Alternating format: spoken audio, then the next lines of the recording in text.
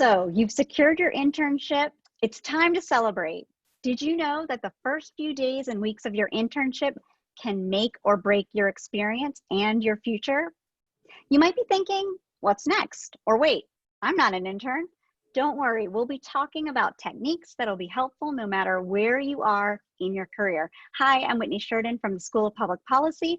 I'll be speaking with you about strategies for career and leadership success with our Director of Professional Development and Student Engagement, Catherine Baumgardner. Hi, Catherine. Hi, Whitney. It's great to see you. Great to be with you and all of our attendees today. I know. Before we get started with today's topic, maximizing your internship and creating career networks, I want to encourage our participants today to type their questions in the Q&A box at any time throughout the discussion so that they can be a part of our discussion as well. But first, Catherine, I want to kick off our conversation today by congratulating our viewers who may have just started their first internship or their first job. Well, and I'd like to add to that as well. I actually was an intern many years ago and started a first job many years ago. So I really wanted, those were some of my best memories. And I want to tell you that you've taken a very important step in your career journey. And whether you're working on either of those areas, you're going to learn some ways to be successful today that, and if you're not yet, you're still looking for that first job or still trying to secure that internship, I hope you'll join us again in August when we're going to focus specifically on creating that internship and getting that first job. That's right. On August 19th, we're going to be talking about writing cover letters and interviewing. So Catherine, an internship is one of the best ways to get a jump start on your career. Tell us a little bit more about that. What I love most about an internship is it is the way to see how your course material, so what everything you've learned in the classroom plays out in the real world. You've learned theory, you've learned how things should work, but theory into practice is really an entirely new ballgame. So you'll figure out along the way, what are the organizational dynamics that you need to pay attention to?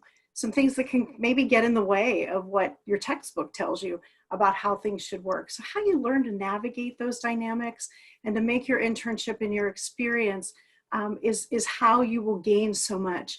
And I mentioned a book right at the beginning for you, especially as you're starting an internship or a new job. And it's called The Ropes to Skip and the Ropes to Know.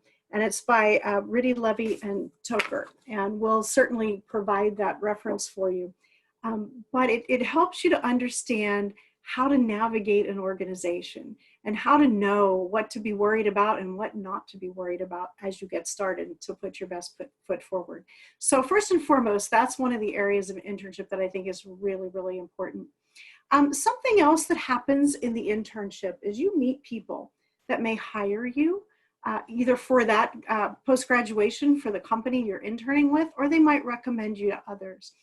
I am still in touch with my preceptor from my very first internship many years ago. Someone who took an interest in my career and has been there for me every step of the way through all the years. So never underestimate the people that you meet during an internship.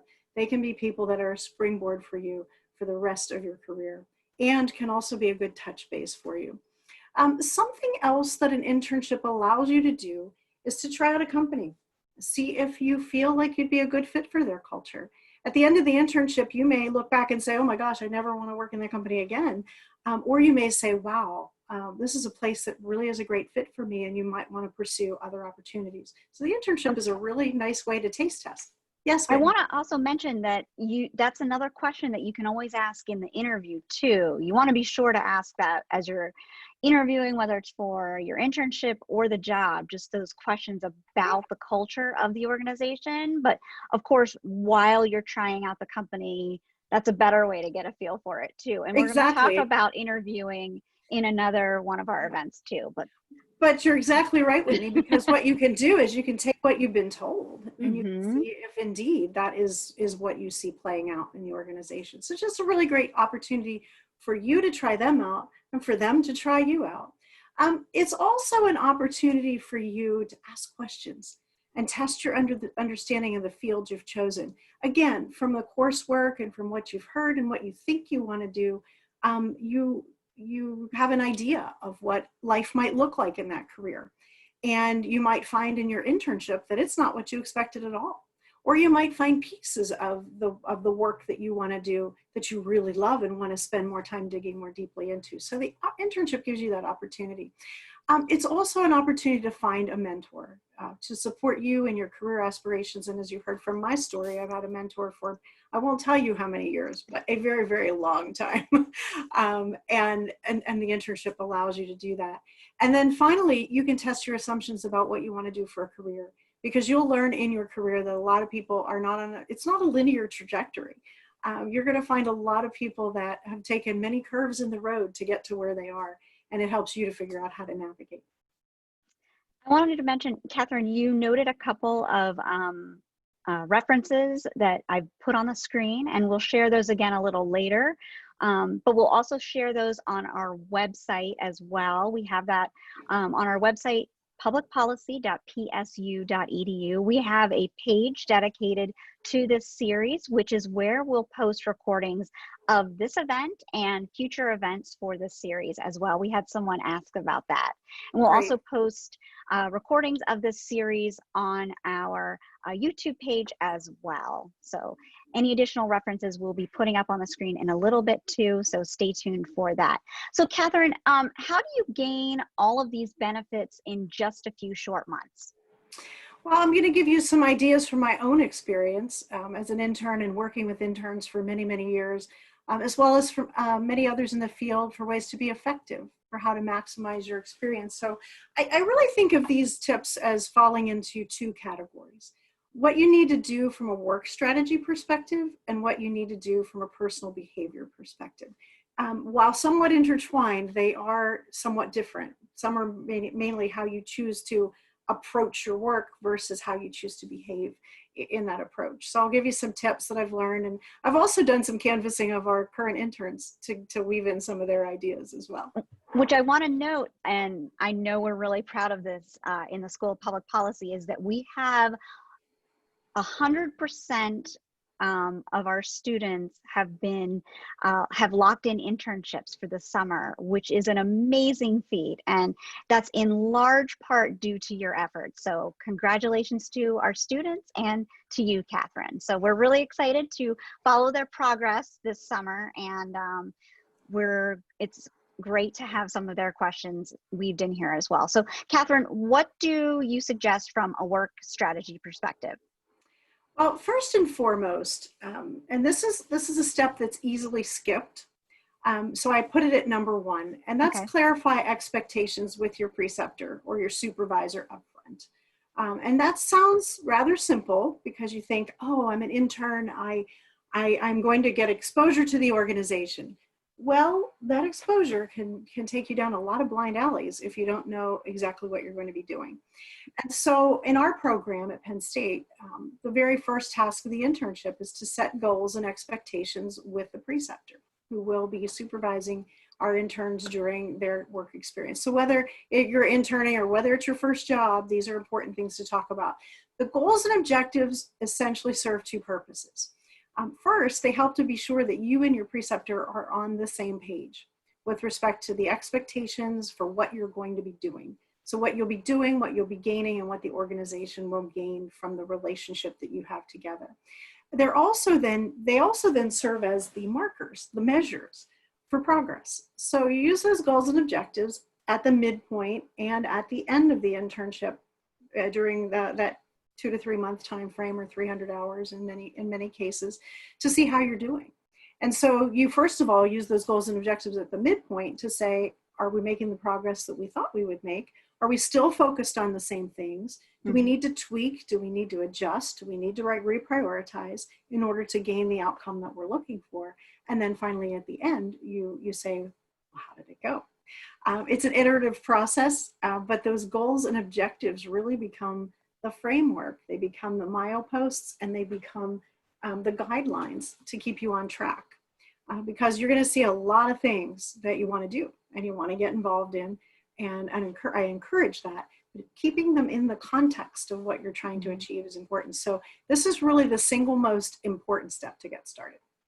So, what are some of the questions as an intern or new employee that you should ask a supervisor in addition to discussing those expectations and goals? Maybe how you should give feedback. Um, Mhm. what should I know about your management style? Those types of questions. Maybe what? Yeah, yeah, it's a lot of basically getting to know the person you're going to work most closely with. Mhm. So as you're setting those goals and objectives, getting an understanding of, well, how often will we meet? Are we going to Mm. meet weekly? Do we, how can I reach you when we don't have a scheduled meeting?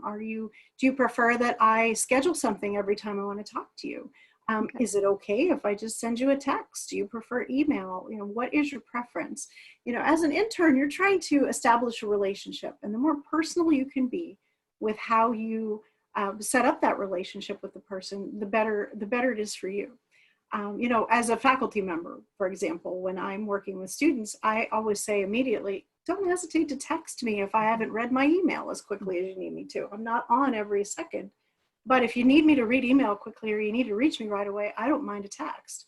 Not all Mhm. faculty are like that, and may prefer something different. So it's important to ask those kinds of questions, so that you are sure that you guys are communicating in the same way. What's your management style? That's another great question, and a great opportunity to discuss. So you find out what their style is, and you can also talk about yours. And you look at ways that you can maximize that together. So the whole idea is to build a strong working relationship, and the more you can do that personally, knowing each other, the better you are. I'm going to push back on the texting, Mhm. and especially because for someone who's a new intern or a new employee, that's something that's difficult to navigate about um, availability, the expectation to be available 24/7, especially when we're all connected to our cell phones and when we're working in a remote environment. We've got to set those boundaries. What are you telling our interns right now about those kind of um, setting those kind of boundaries? Well, I'm actually saying that they actually ask for those boundaries from their preceptor. One thing I've found is people have always been respectful. I've honestly never gotten a text in the middle of the night. I've never gotten a text. People are very respectful of what they consider to be working hours. Mhm. And the texts are usually, they're not long. And I'm very specific about that. I'm like, don't send me a long text, but maybe send an email and say, can you please check your email? There's something I need to talk to you about right away. Or if you really want to set up a quick call, text me and say, do you have 5 minutes today for us to talk? That's how I use text. And so, yes, you're absolutely right. It can't, my big fear when I first offered text was exactly what you said, but it has not happened. People have been Okay. incredibly respectful of it. Good. And I want to remind our viewers and listeners that we are open for questions at any time throughout this conversation, and we encourage you to submit your questions in that Q&A chat box at any time. And Catherine is here to answer your questions about your internship, about your first job experience, and we're going to be talking about career networking. So please, we invite you to join the discussion. So Catherine, as a new intern or a new employee, it can be intimidating to approach a Mhm. supervisor, especially in a situation where you might feel overwhelmed. Um, how might you do that? What's your advice? Well, yes, it can be because there's a power distance that exists when you're an intern and you have a person that you're reporting to that's in higher levels of the organization. And hopefully who's sponsoring you recognizes that. Hmm. I've not only supervised internships like this, but I've also had interns. And that's an important conversation to have at the beginning. And it's advice that I give our preceptors when they're taking on interns, is to create that kind of environment. But if you're in the situation as an intern and or a new job and you have to have that conversation, one of the nice ways is just start by asking about advice on how to juggle priorities. So Mm. don't necessarily talk about you're feeling overwhelmed, but asking them, well, how do you feel when you feel overwhelmed? How do Mm. you juggle priorities? Because their direct boss is probably asking them for as many things as you feel you're being asked for. So start by asking about their experience and what kind of advice might they give you. And then that's a really nice way for you to then introduce that you're feeling a little bit overwhelmed, and perhaps using the work plan to help you to have that conversation. So that's where the work plan comes into play again. The other piece of this is it's not really uncommon for organizations to be so impressed with your work as an intern that they want to start asking you to do a lot more things. And that's really good, but it can pull you away from the initial goals. So again, asking them how they juggle and then kind of pivoting that to a conversation about how you can better juggle. And a lot of that is really preparing yourself to have that conversation by being able to say specifically, well, okay, these are my goals, but these are the things I'm being asked to do. How do they fit? Do we need to reprioritize? Do we need to add something or change something? And essentially what you're doing there is setting yourself up to have a crucial conversation, which is another book that I recommend for you to have on your library shelves. Okay, let me share. I could do a whole seminar on crucial conversations, but what this book essentially does is it helps you to structure and prepare for a conversation that has an outcome for you. So for example, if you're feeling overwhelmed, but you go into that, you can do one of two things. You can do one of three things. You can go into the conversation totally unprepared, and the only focal point is, I'm overwhelmed and I don't know what to do about it. You don't want to take that approach. The second one can just be to ignore the conversation and just take the burden and just live with it as a fact of life of being an intern. And then the third thing is to prepare to have a really good conversation by having your facts, your tips, taking the approach on asking advice from the supervisor and those kinds of things. So that book is something that should be on your bookshelves as well. And that's the crucial conversations. That is correct. We're getting some great questions here. And a lot of what you're saying, I'm actually going to employ now as someone who has many years of experience in the professional world. This is some great advice. One thing before we get to some of these questions, because these are some things that I'm really fascinated by. You mentioned sometimes when you're doing really good work, you'll often be asked to take on more. That can open some doors to where you and I have talked about this one-on-one, where that door gets opened and sometimes it's hard to close it. It's hard to say no. It's hard to push back. What might be that advice to maybe tactfully, gracefully say no or push back on that a little bit? Well, it depends on where the request is coming from. Correct. One good fallback is if it's not coming from your immediate preceptor is just to express interest and be gracious about expressing interest, but defaulting to saying, I really need to talk this over with my preceptor to make sure that it meets with the goals that we're trying to achieve for the internship. If it's something you really want to do, then have that conversation about how you might be able to pivot on some of your goals. If it is indeed your preceptor asking you, again, go back to the work plan and use the goals and objectives that you already established and get a sense of how you can either reprioritize, expand, or change what you're doing. Great. I want to get to some of the more tips from the work strategy perspective, but we have several questions here that I want to get to. I love it. One we have is, do you think there is an age limit on internships? If someone is going into a new field, is it useful to try to apply for internships even if you're not currently a college undergrad? Great question. Yeah, so many internship programs are structured around people who are within a college program. And sometimes the prerequisite is that you are in a college program, but it is not inconceivable to find a person in the organization that you can set up an appointment with and go talk to. They may be willing to take on an intern who's not actively in a program, or be willing to take on a volunteer that they will have shadow in the organization. So don't put an age limit on it. If it's something new that you want to try, you can always approach the organization. What can they do? They can tell you no. But if nothing else, you would have the opportunity to talk with somebody who might be able to give you some perspective and might be able to give you some ideas about a company that might be a better fit or might have the kind of opportunity you're looking for.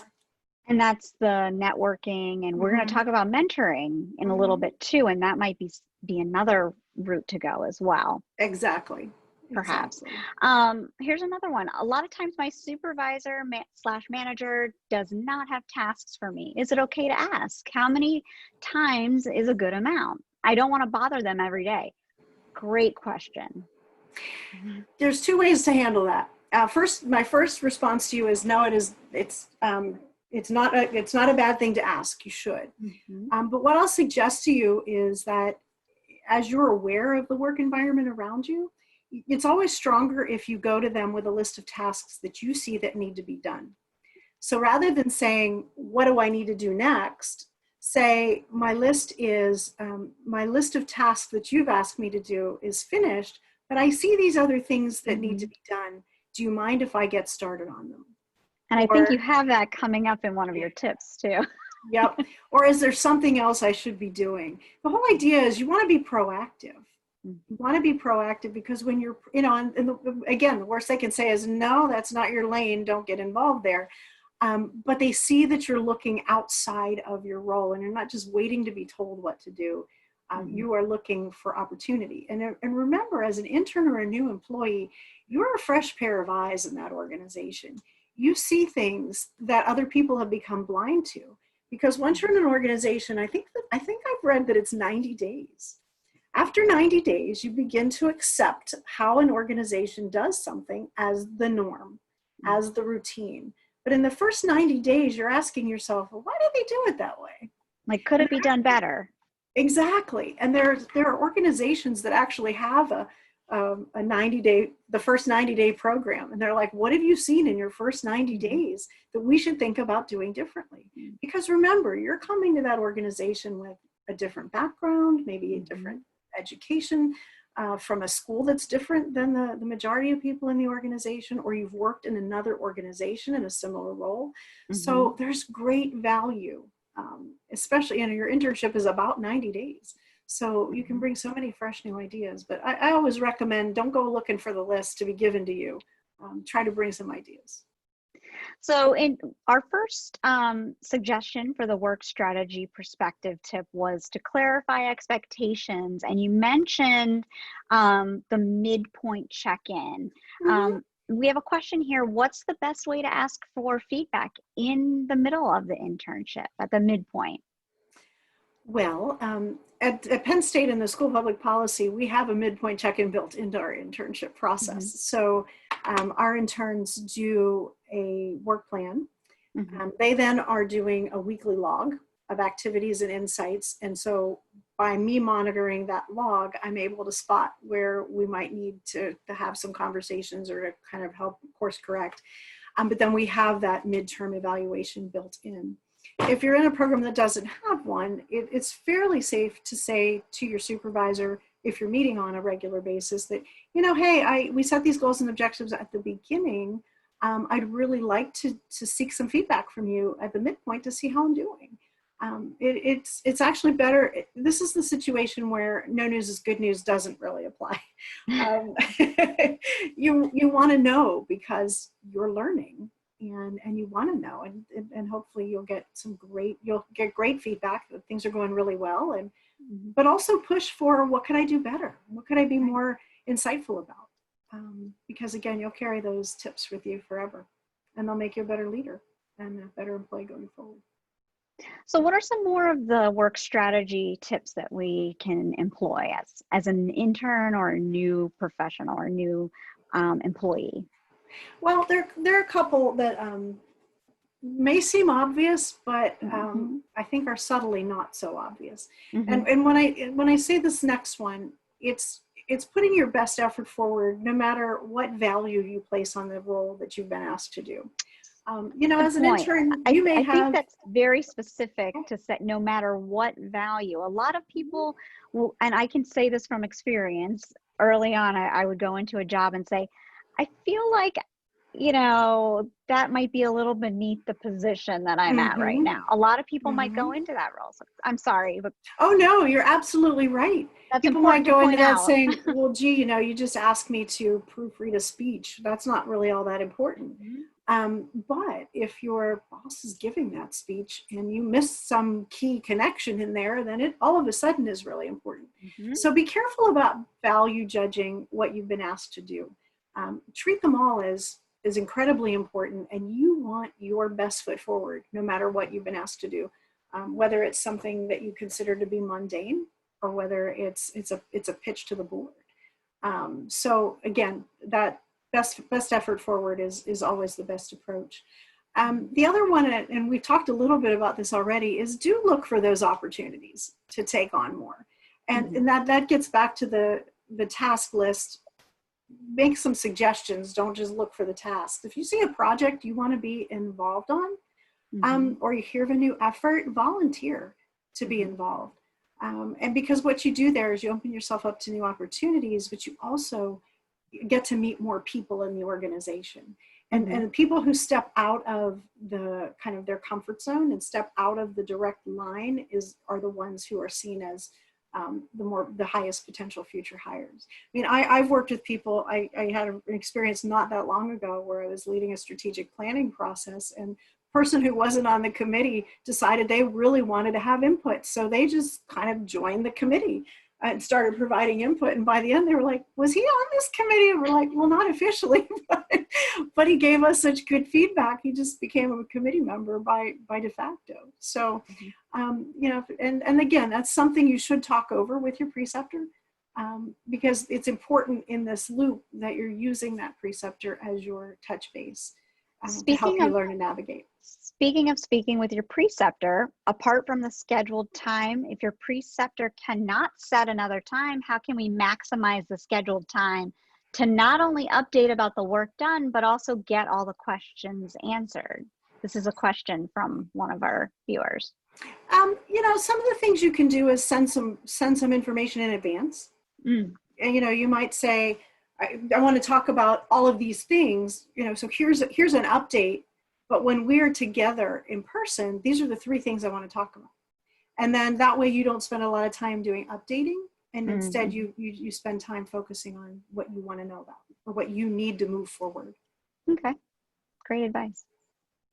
Another tip that you have here is being on the lookout for a mentor, which I know is really important, but a lot of times that's something that's difficult for people to navigate, especially people who might be an intern or starting out in their career.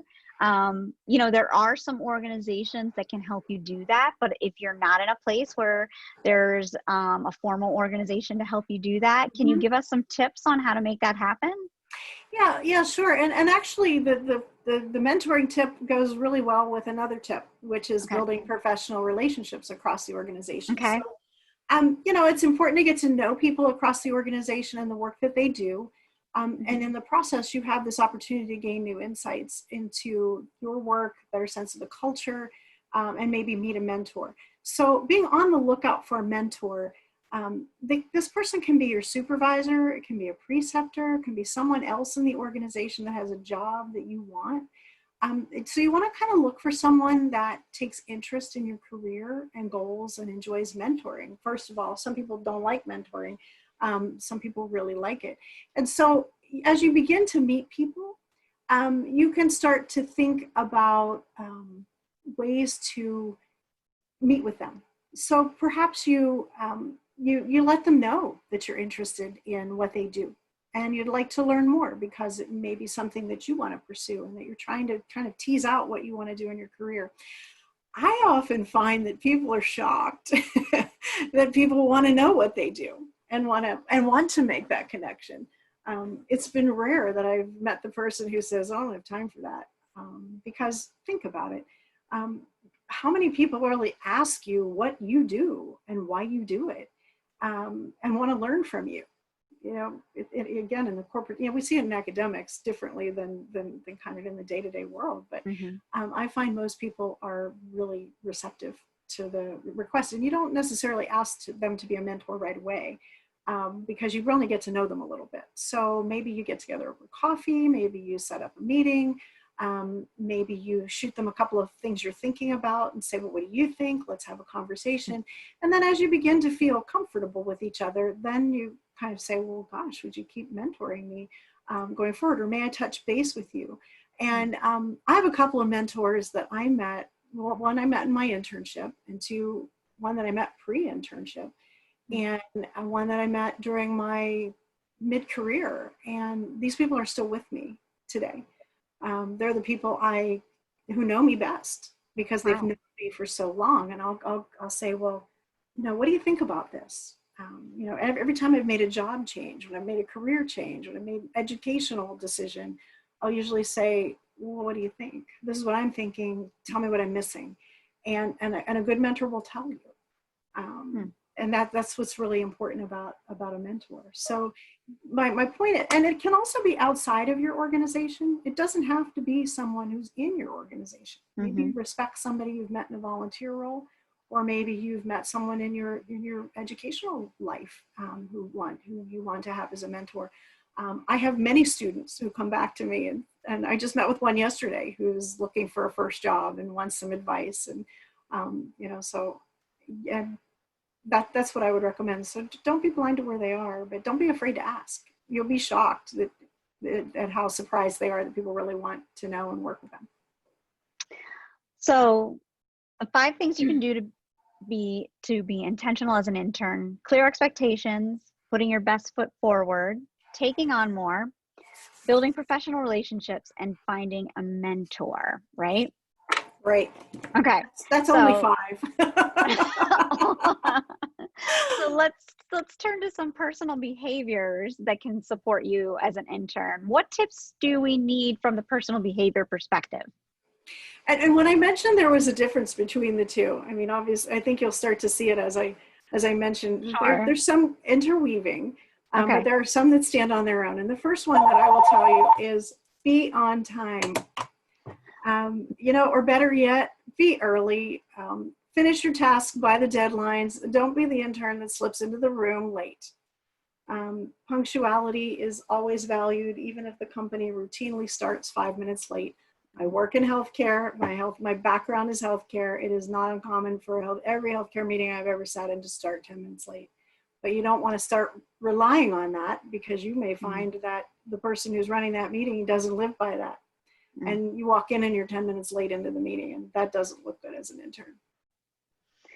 I mean, this seems like a no-brainer, this one, but this is the kind of detail that should be clarified prior to day one of the internship or the new job, right? I mean, and as well as other details like dress code and where I'm going to sit, those kinds of things, correct? Absolutely. And it does seem like a no-brainer to be on time, but when you're early, you begin to get a feel for the room. You begin to get a sense of your dedication to the role of the job, and then start to take notes and watch how many people actually do slide in late. And you'll be surprised at how many people kind of tiptoe in or right at the buzzer, or they kind of slink in the room late. Okay. Also, make sure you set your alarm. I will say, when I was an intern, I did miss a very important meeting one morning because my alarm did not go off. And as a result, and that was many years ago, and I have never missed a meeting because of that, because I still set backup alarms. Because I remember being so apologetic, hat in hand. And of course, my boss understood that those things happen.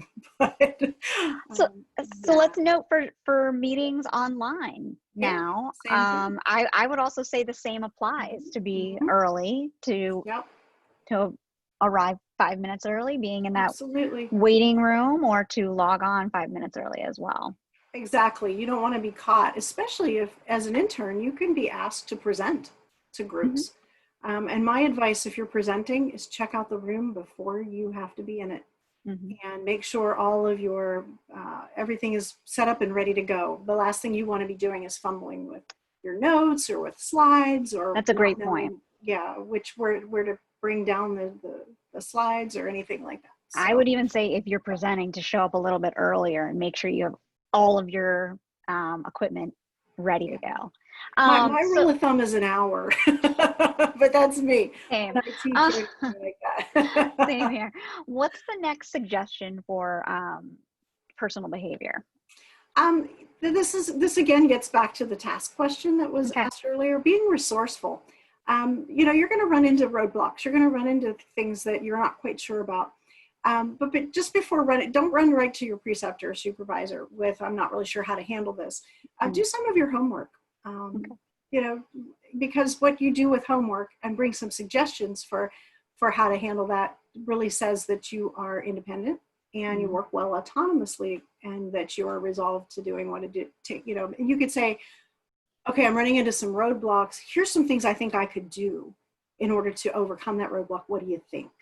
Whole different than saying, oh, well, I asked somebody to do something and they told me no.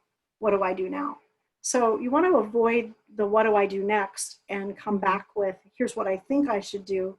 What else might you suggest, or what do you think? So being And resourceful so, is really important. and being resourceful and asking for help, this might go back to the point of those networks and those mentors as well. These are people that you could ask. Students could reach out to those people. Should students reach out to their advisors or people like Oh, you, their directors absolutely. of professional development, student engagement? Absolutely. Yep. It's that, and I always tell students that's what I'm here for. You might have to have a thorny conversation, or you may encounter something you're not quite sure about, that you don't want to necessarily ask the organization. Reach out to your advisor. And if you're an organization that has more than one intern, it's not a bad thing to just network with your fellow interns. That's a good point. Are you running into It this? shows teamwork. Yep, shows teamwork. Are you running into this situation? How have you handled it? So look to your peer network too. Great. Here's a good question. With everything going on with COVID, how do you expect internships might change? So many organizations are now working remotely or having hiring freezes. How do you anticipate this might affect internship opportunities? Well, we know that there have been a lot of, I know. How much more time do we have, Whitney? We could do a whole session on this. What a fantastic There have been a question. lot of challenges. You yourself spent a lot of the last several month and a half dealing with this, at least. So talk to us a little bit about this. Yeah, I think first and foremost, what does not go away is the value that an organization sees in having an intern. It's important to remember that you got an internship or you got that first job because they saw something in you that they knew would help them as an organization. So organizations that have internships did not cancel those internships. A lot of them did not cancel them, the ones who really valued them. They just figured out a way to pivot. And of all of our interns, all but one is now totally online for the entire summer. And what happened is between the intern and between us and the organization is we figured out what things can we still do that will add value to the organization and value to the internship experience. And I think what we discovered is it's great to always be on site, but there's an awful lot of learning that can still be done remotely. And so I wouldn't be surprised if the way that we approach internships may not somewhat change in the future. It might open up opportunities to take on more interns because you have more working remotely and aren't necessarily bearing the cost in a paid internship of housing and other things that often get covered in an internship. So I think it's a tremendous opportunity. I think we've had probably greater innovation in the last 90 days than we've had in the last 10 years. I was going to offer that it's an opportunity for us to think, and for our interns, our students, to think creatively. And they might be having more opportunities in this time where organizations and companies are having to think creatively how they can be a part of that thinking and innovation. Exactly. Yeah. And a part of our pivoting was our interns actually saying to the companies, well, this is how I think I can still do this work. And how I might help as you are navigating this new. Yeah, and I helped them figure out how to have those conversations. Great. So I don't think that what's happened right now is the death of the internship. I really think that the value of the internship is still there. And I think what's happened now is just caused us all to say, you know what, this really does still mean something to us. It's still valuable. So let's figure out how to still make it work. It took a little bit more work, definitely, Mm-hmm. I think. But I think it's worth it in the long run, right? Absolutely. For sure. Absolutely worth it in the long run. And I think it's opened doors. So think about the distances people can now go without physically going there to support a company or to support a cause that they have a lot of interest in. Some internships are paid, some are not paid. For the unpaid internships where you can't afford necessarily to go live in a city and transport to a faraway land, you can hook up on a remote internship and get the same experience without the travel and the cost. So I think stay tuned. Find out more at the end of the internship process. But we're going to be once again, we'll be following our internships throughout this process. So what additional advice do we have for personal behavior strategies? Well, this one ties back a little bit to the earlier question about asking questions. And I always encourage interns to ask questions, but make sure they're thoughtful questions. Much like in the classroom, you've always got the person with their hand up who wants to ask a question. After a while, you start rolling your eyes because you know they're just asking a question so they can get participation points. This is not that kind of question. But ask thoughtful questions, because being an internship, I often relate it to being a sponge. It's the time where you are soaking up a lot of information and you're really kind of expected to ask questions. The quiet intern is the one that you don't think really is interested in the company or what you're doing. So people ask you or expect you to ask those questions. And the greatest learning often comes from the questions other people don't ask. And so what I find interesting is, if you're listening to something and you're thinking, well, I see a glaring hole in what you're proposing, or why haven't you thought about this angle? The thoughtful question is exactly phrased that way. Well, why haven't we thought about this piece?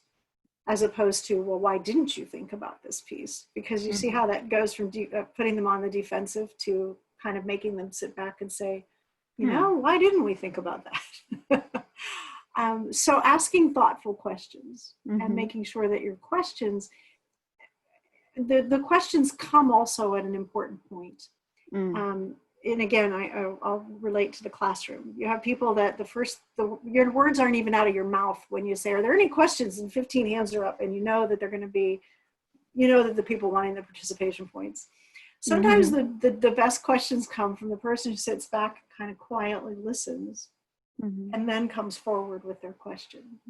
So you can choose which one you want to be, but make sure that your question is thoughtful and isn't just to be seen. The thoughtful questions are incredibly important. Well, you often talk about seeking feedback, and we mentioned this a little bit earlier from your preceptor and those around you. Tell us a little bit more about that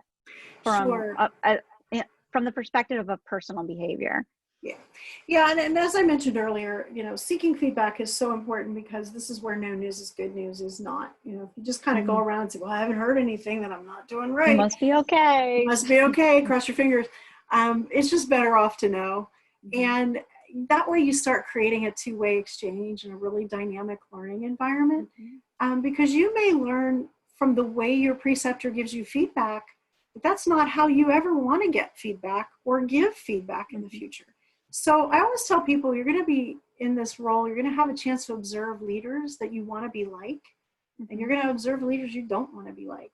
And so that feedback is not only asking how you're doing, but it's also you kind of assessing how others are doing as well. And you're kind of creating this two-way opportunity. And I found in my internship, I was actually able to talk with my preceptor about variations that I saw in the organization that didn't make sense to me.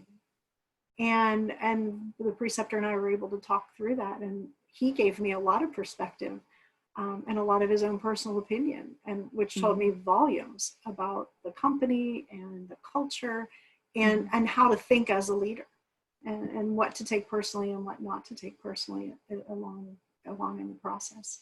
So that feedback is It's important to ask for it, and ask, and this is where your mentor can become very important as well. There are many times that I've been approaching a situation and I think I can go one of two ways. And when I lay that out, I ask my mentor, okay, here's what I think I want to do. What do you think? And invariably the mentor will always ask me, well, okay, if you do this, what will happen? And then we talk through it. So don't be afraid. Don't be afraid that feedback's only going to be bad. Feedback is how you grow. And of course, you know, this isn't only applicable to internships. You know, certainly when you're starting a brand new job, it's important to use these skills with a new supervisor, a new manager, your new colleagues. Definitely. Absolutely. But it is human nature to not want to, because you just assume. Oh, yes. You know, you just assume, well, you're going to tell me something I don't want to hear. Oh, and so we avoid it. And we avoid conflict. And when you read the Crucial Conversations book, that'll make a lot more sense. But that's just what we do. We avoid conflict. Right. And every organization is different, has different styles on how they review, how they provide performance reviews on employees, when they provide feedback formally. So it's important to figure out how you're going to do that informal communication as far as feedback with your supervisor and with your colleagues as well. So this is good advice no matter what stage you are at in your career. Well, and feedback done in that way that you've just described, it's a bit informal and is a little bit more of a regular basis, is what takes the surprise and the anxiety out of a year-end performance review. Exactly. And many of you who are interns haven't had that experience yet. And if you're in your first job and maybe first couple of years, maybe you have. But it's very traditional that you start in an organization and you set goals and objectives, and in a year later you sit down and see how you did. And if you're not having that regular dialogue that's seeking feedback, you might be really surprised that you're doing better than you thought, or you're not doing as well as you thought, and you've missed all of these opportunities along the way to fix that, course correct, or make something better. So I always encourage a constant dialogue, and honestly, I think that's what people want. I read a recent Gallup study showed that people want a coach and a mentor. They don't want a boss. And seeking that regular feedback is what helps to build that kind of environment. And again, that's the kind of advice that we give in our preceptor reference guide as well, in terms of how to communicate with your interns. So right now, as we're working remotely, what might be some advice on, I mean, this is a challenging time, on how to have those regular check-ins. Especially our leaders and supervisors are in meetings constantly. It might be difficult for them to have these quick check-in kind of meetings, especially if they're supervising a lot of different individuals. You know, I think one way that is really helpful, and it's actually something I use, I'll often send just a quick little update on kind of, it's mostly email. And I'll say, but I need to talk about X, Y. I need to talk about these 2 points. Do you have a minute? And I never ask for more than a few minutes.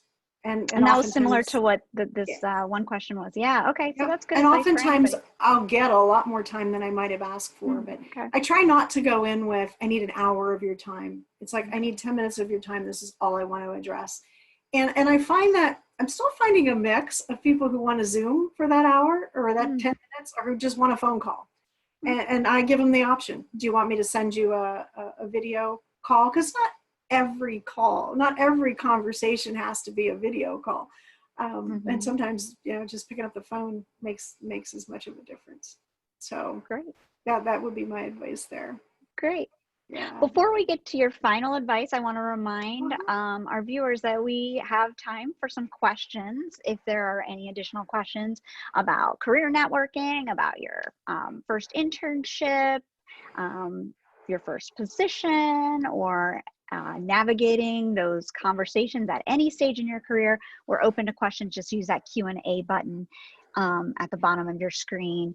We're going to be having our conversation on Wednesday, July 15th at 11:30, where we're going to be talking about building your professional presence and portfolio online. So be sure to tune into that. But Catherine, What would be any of your final advice? Well, and you know what, I want to build really quickly on something you just invited the audience to do. And you Oh, may not have a question, but if you want to okay. just even in the chat box, tell us what are tips you might add to some Oh, of that's what we've great. talked about today. Feel free to do that Yeah. too, because I like this to be kind of a dynamic process. But you know, my advice is twofold. First, you know, and it's another piece of personal behavior, and that's being welcoming. Because think about what happens to your body when somebody says, "Can I talk to you for a minute?" Mm-hmm. 9 times out of 10, you're going to think, uh-oh, what do they want to tell me? What didn't I do right? And usually it's not the case. Mm-hmm. So it's important to be welcoming of other people's advice and questions and insights, because a lot of people want to see you succeed. You know, you're there to learn. They Mm-hmm. may not be your formal preceptor, but they're excited that you're a fresh pair of eyes in the organization, and they want to have time with you. Mm-hmm. Some of the best experiences and the best lessons I learned as an intern were working with the nurses on the night shift at the hospital. You know, so administratively, you know, hospital's 24/7. I was training to be an administrator, and most administrators are there during the day. But I got the advice of my preceptor, and I rotated onto night shift. Well, it was a whole nother world on night shift. And these nurses took me under their wing. They shared their perspective on what made a great administrator. They showed me the realities of taking care of patients at night. They showed me the impact of not having resources and what that looked like. Mm-hmm. And they showed me the importance of being a sensitive, transparent, and aware leader. And those have been with me for my entire life. So being welcome and to where you might get the information. And then my final piece of advice is use your advisor, use your mentor, use your preceptor. Our Mm-hmm. structure at Penn State puts the internship in the context of a course. So Mm-hmm. I'm there every single day. Mm-hmm. Students have a question, if they encounter a roadblock, if the preceptor encounters something, or feels like maybe they want to change something about how our intern is engaging with them. So don't be shy. I always tell our students, I want to hear from you. You're not bothering me. So please reach out and let me know how I can help you. So, We had a question here yeah. saying, being in a remote internship, how can we network with other people in the organization? If we set up a Zoom with them, what questions should we ask? Great question. In this environment, you know, as I mentioned before, everyone's in meetings, you know, networking is a little difficult, but you know, what would be You your suggestions and what would be some of the questions as far as know, networking? it would depend on the kind of organization you're in. Mm-hmm. So let's say you're the only intern. You might ask your preceptor, you might say, who else should I meet in the organization? Mm-hmm. And you might take the initiative to outreach and say, hey, can we just set up a Zoom call to meet? Mm-hmm. You may also be in an organization that has more than one intern. So you might take the initiative to say to the other interns, hey, let's set up a Zoom chat just so that we can meet each other. And then once you've met each other, you can begin to invite other people to come in and network with you. So those are some of my, some organizations actually do, when they have more than one intern, they do set up those kinds of more formal structures. But if you don't have an organization that does that, it's perfectly fine to reach out to say, hey, who should I meet? And then maybe ask your preceptor to open that door for you if you're not feeling comfortable at first, which would be very appropriate. Or to reach out to other interns and say, let's create a group chat. And what the follow-up was, what questions should they ask? Of the group. Oh, when they're networking. Yeah, you could ask questions like, when you've had past interns, what's worked really well for you and what Mm-hmm. hasn't. Mm-hmm. What kind of insights can you give us on our best way of maximizing our internship? Mm-hmm. What would you like to see interns bring to the organization? Oh, that's good. How might maybe perhaps we have an opportunity to work together? Oh, So, that's good. just think about Okay. what you want to know, and Mm-hmm. all those questions are fair game. I would follow up with that and say, especially the part about making sure you're on time for a meeting, I might suggest maybe sending out an email to a few folks and saying, hey, if you have time to log in 10, 15 minutes before a meeting, if it's a Mm-hmm. staff meeting, and Great having a idea. little coffee Yep. beforehand and getting to know each Wonderful other idea. informally.